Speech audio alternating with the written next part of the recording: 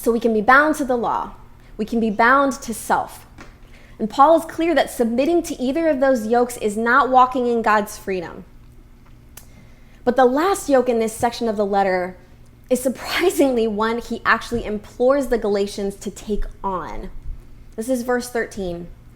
For you are called to freedom, brothers and sisters. Only do not use your freedom as an opportunity for self-indulgence, but through love become slaves to one another. For the whole law is summed up in a single commandment. You shall love your neighbor as yourself. Become slaves to one another. Bind yourself to the love of neighbor. This is the aim of the law. This is what freedom binds us to. Freedom in Christ doesn't mean freedom from all yokes. It just means freedom from the ones that do not lead to life. And I'm reminded of Jesus's invitation in Matthew 11. Come to me, all you that are weary and are carrying heavy burdens, and I will give you rest. Take my yoke upon you and learn from me, for I am gentle and humble in heart, and you will find rest for your souls. For my yoke is easy and my burden is light. The yoke of Christ binds us to one another. We are heirs together in the kingdom, and we walk in freedom from exclusive inward-looking restrictions and standards we'll never be able to meet, and instead we are free to seek out those we can serve in love. And this is one of the key differences between freedom in Christ and the idea of freedom that we know culturally as Americans, really specifically. The concept of freedom has been co-opted in a lot of ways. Now, in Christ, we no longer fear that we won't get something, but that our neighbor won't. As much as we want health and wholeness for ourselves, we want it for one another. In the freedom that Christ gives, we allow ourselves to be bound to one another. We steward ourselves for one another. If any bird is still in a cage, we are not yet free.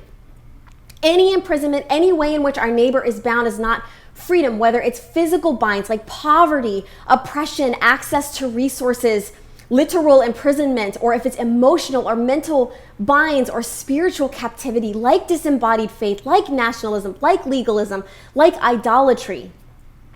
To walk in the freedom of God is to be bound to one another in love and be deeply invested in each other's freedom too. So back in March, when 8 people were killed in the Atlanta spa shooting, 6 of those being Asian women, I really struggled with how to process my feelings. Most of them were very brand new, and all of them were very confusing and very heavy. And I remember walking through the day like in a daze. I was very numb. I was super glued to my phone and my laptop, trying to get more information. I was reading the way that other Asian Americans were processing on the internet, which just added to my emotional chaos inside, and it felt like being trapped. And the people who came for me were the Black women from this community. They emailed me, they texted me, they called me, they sent me messages of solidarity and care. And I knew without them saying so that it was because they were stewarding their own experiences for me. They were stewarding their own work, their own struggle to be free in order that I might walk in freedom with them too. To walk in the freedom of God is to be bound to one another in love and be deeply invested in each other's freedom too. One commentary I read this week explained this really well. If we're bound to the law, we're focused on keeping the commandments in order to establish our own merit. To serve our neighbor out of obligation to the law is still to do it for ourselves. If we're bound to self, we serve others in order to fulfill our own desires. And being bound to either of these causes us to use people to meet our goals rather than to serve them in love. Only when we are free from slavery, from being bound to the law and to sarx, to the flesh, to self-indulgence, will we be free to serve one another in love. To be bound to one another and not to self or to law is to let go of control, to resist our tendency to choose what's predictable and to avoid deference.